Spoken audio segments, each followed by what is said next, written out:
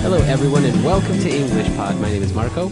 My name is Catherine, and we're going to a family party today, right, Marco? That's right. We're going to go see our family, our relatives, and we're going to talk about all the different family members that you can have. So there's some very, very specific family members that sometimes you don't really know the names of. That's right. So we're not talking about mother, father, brother, sister. We're talking about what we call in English extended family.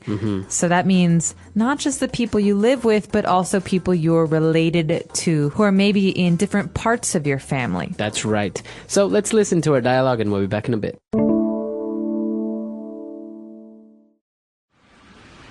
What are you doing this weekend? My brother-in-law is having a small get-together at his house, and he invited me. Is it a family thing or just friends? A bit of both. Some cousins, aunts, and uncles will be there, but also some friends from the neighborhood. Is your great-uncle Rick going to be there? He is really funny.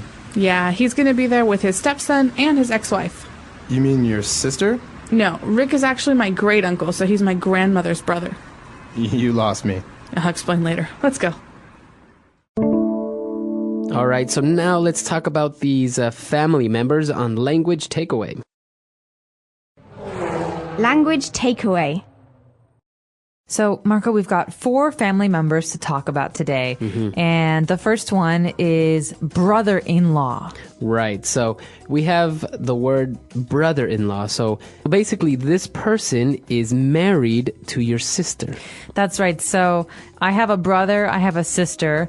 But when these people marry, they marry someone who I'm not related to by blood. We call them in-laws. So brother-in-law, sister-in-law. Right, so that's exactly it. The key there is that when it has the ending in law, it means that you're not related to them by blood. It's your extended family because of marriage. That's right. So I have a younger brother. When he gets married, I will have a sister-in-law. That's right. And it applies to, for example, father-in-law. That would be your husband's dad, or mother-in-law would be your husband's mother. Yeah, so these are all related to you by marriage. All right, so now moving on to the next type of extended family member that we have is a stepson. Your uncle has a stepson. So a stepson. Now this can get very confusing. Let's take a simple family. We have 2 people and they're married. Right. But they get divorced. So they split up. And now maybe they had some kids. The wife has kids. And she gets married to someone else. So her new husband calls her son his stepson. Right. Because it's not his son, it's another man's son. Right. But they're still related by marriage. So when your new husband or your new wife has kids from another marriage, they're called stepson, stepdaughter. That's right. So it's the same thing as if my mother got divorced and she remarried. She has a new husband. That man would be my stepfather. All right, so these are all family members. When you hear the word step, family members that we have because of divorce. So stepson, stepdaughter, stepfather, stepmother. All right, and now, again, related to the whole divorce thing, the person that you get divorced to is called an ex-wife or an ex-husband. All right, so ex, like ex-girlfriend or ex-boyfriend, means previous.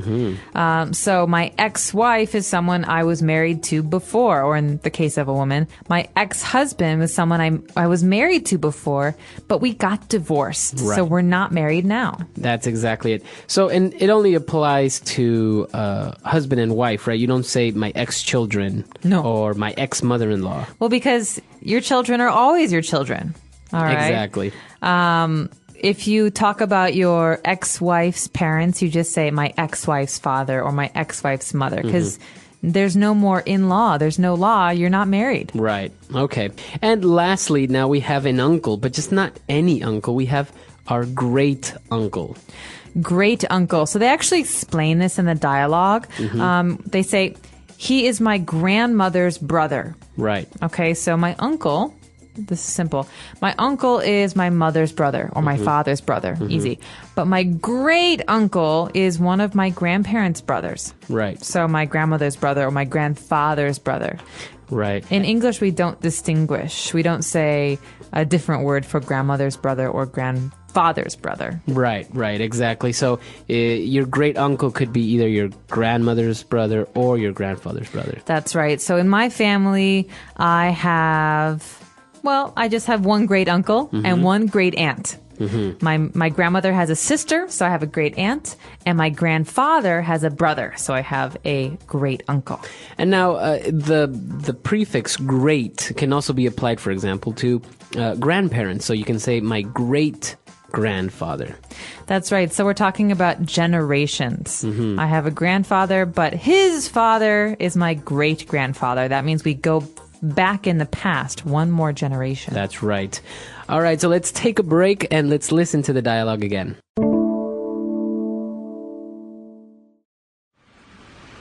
What are you doing this weekend? My brother-in-law is having a small get-together at his house, and he invited me. Is it a family thing or just friends? A bit of both. Some cousins, aunts, and uncles will be there, but also some friends from the neighborhood. Is your great uncle Rick going to be there? He is really funny.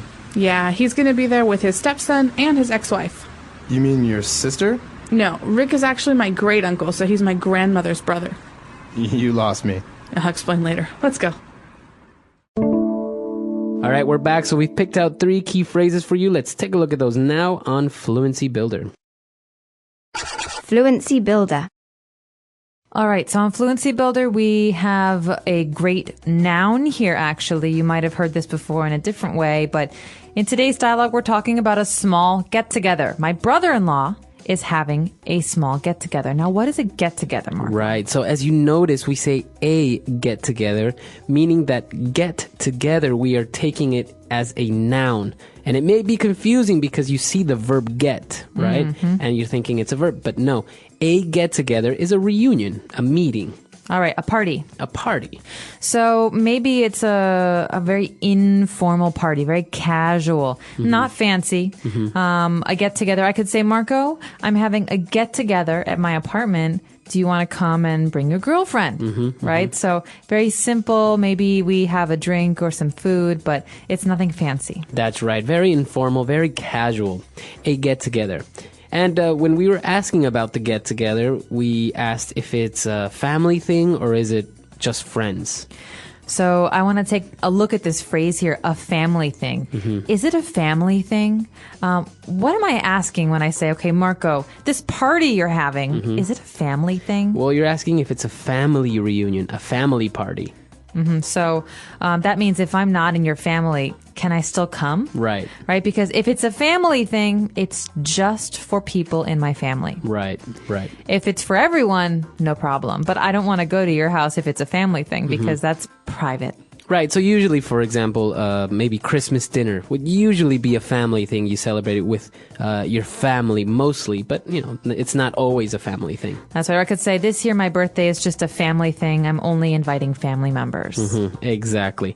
All right. And lastly, we got a little bit confused with the great uncle and the stepson and the ex-wife.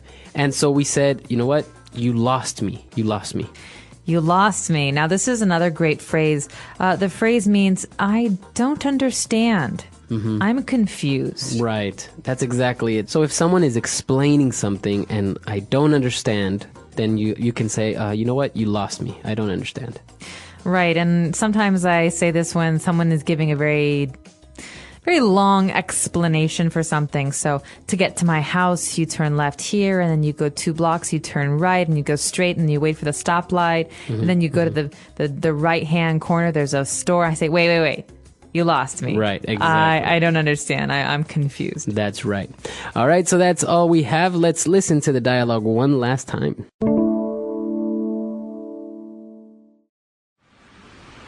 What are you doing this weekend? My brother-in-law is having a small get-together at his house, and he invited me. Is it a family thing or just friends? A bit of both. Some cousins, aunts, and uncles will be there, but also some friends from the neighborhood. Is your great uncle Rick going to be there? He is really funny. Yeah, he's going to be there with his stepson and his ex-wife. You mean your sister? No, Rick is actually my great uncle, so he's my grandmother's brother. You lost me.